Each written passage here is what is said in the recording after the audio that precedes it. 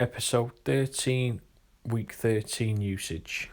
We've had a really unusual week this week with the changes in weather conditions, and we've actually been self-powered for a couple of days, so we'll have a closer look into that and to see actually how self-powered we are. As usual, I'll leave a description of the setup at home in the notes below.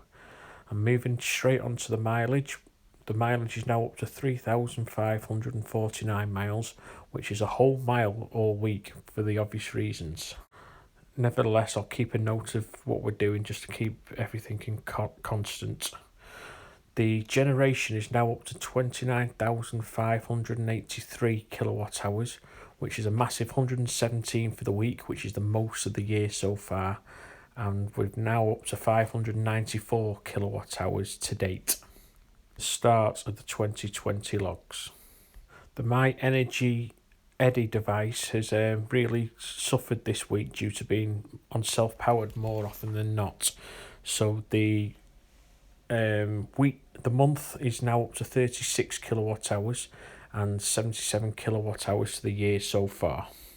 The import reading is now up to 7,314 kilowatt hours on the import meter, or the smart import meter. So that's 129 kilowatt hours for the week and 4,723 kilowatt hours since the start of the 2020 logs. As you can see from the Tesla data, we've had a real mixed bag of weather this week, where we've had some cracking days where we've been completely grid free, and we've had other days where we've pulled heavily from the grid.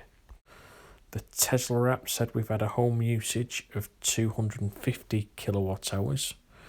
We've had 117 kilowatt hours from the solar. The powerwall has been 86.4 kilowatt hours, and we've had a grid pull of 147 kilowatt hours, which is really low, with 2.7 kilowatt hours going back into the grid. And on a daily basis, on Monday, we had 6.2 kilowatt hours drawn from the grid, with 0.8 going back. We got 11 kilowatt hours from the Powerwall. We've got 17.8 kilowatt hours from the solar, and I think this is probably the minimum amount of solar I'll need to be completely self-powered to heat the hot water and the general running of the house with the electric car, etc, etc. And we've had a home usage of 20.8 kilowatt hours. On Tuesday, the 24th of March, we had a grid pull of 25.2 kilowatt hours, with 0.2 going back. We got 17.8 kilowatt hours from the Powerwall. We had 16.3 kilowatt hours from the solar, and the home usage was 45.4 kilowatt hours. And I think that 16.3 from the solar would really be on the cusp of being able to stay self-powered, and that's without the electric boiler. On Wednesday, the 25th of March, we had a grid pull of 24.4 kilowatt hours with 0.3 going back. We only had 8 kilowatt hours from the Powerwall, and that's mainly because we produced 20.6 kilowatt hours from the solar, and the home usage was 33.7 kilowatt hours. So what that managed us to do, the 20.6 kilowatt hours from the solar, was run the house all through the day. We fully charged the Powerwall, and we did put some energy into the hot water system. And where we weren't self-powered on Wednesday, it did set us up to be self-powered on the Thursday. So we only pulled 0.2 kilowatt hours from the grid, with 0.2 going back. So that balanced itself out nicely. We got 11.4 kilowatt hours from the Powerwall. This was mainly first thing in the morning. Again, great solar production of 21 kilowatt hours and a home usage of 18.7. And because the solar was more than the home usage, for Friday, providing we had some good sunlight, to be self-powered again on. So we're trying to be self-powered again on Friday. And again, we only had 0.2 kilowatt hours from the grid and 0.2 kilowatt hours being imported to the grid on Friday. We only had 9.3 out of the Powerwall, and we had a solar contribution of 21.2 kilowatt hours, but the home usage was slightly higher at 21 kilowatt hours than yesterday. But again, we still had more than what we we produced more than what we used, so that sets us up with good battery percentage for Saturday.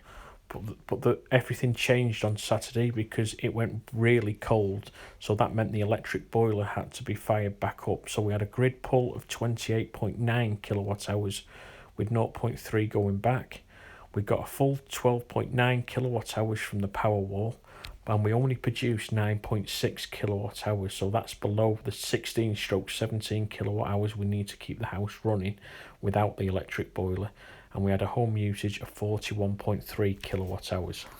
And finally, Sunday the 29th of March, we had a grid pull of 62.4 kilowatt hours, so the boiler's fired up again, and due to a low power wall from yesterday, we've pulled heavily from the grid on Sunday.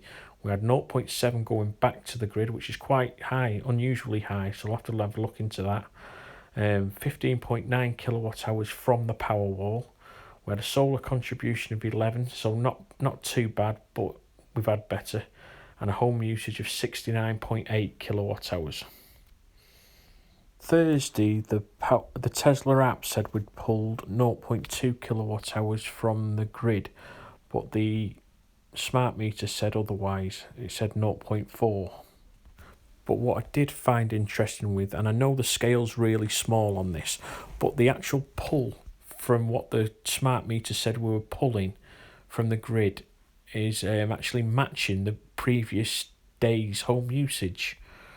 It's the same on the Octopus Agile data as well, so that's coming from the API. But this shows that the Tesla Powerwall is balancing at a really low level of usage. Don't get me wrong, maybe it should be 0, but I think this is pretty reasonable.